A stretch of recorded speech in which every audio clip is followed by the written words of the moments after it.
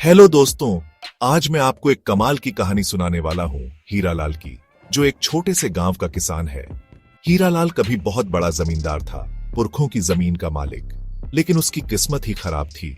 हर साल उसकी फसल बर्बाद हो जाती, कितनी भी प्लानिंग कर ले, कुछ न कुछ गड़बड़ हो ही जाती।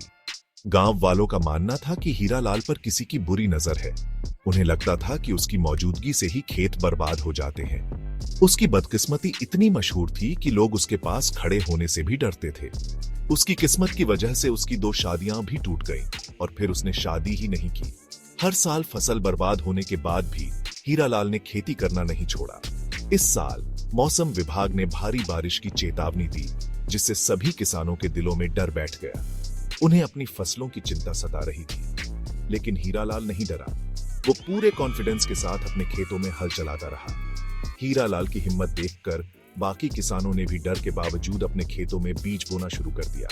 हीरालाल अपनी बदकिस्मती को ध्यान में रखते हुए दूसरों के खेतों से दूर रहा, ताकि किसी भी नुकसान के लिए उसे दोष न दिया जाए।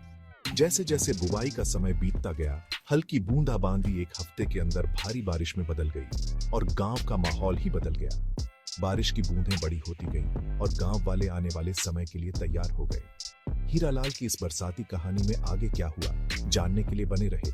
क्या बारिश हीरालाल के लिए खुशकिस्मती लाई या फिर और मुसीबत? इस कहानी के अगले भाग के लिए लाइक, शेयर और सब्सक्राइब करना ना भूलें। मिलते हैं फिर।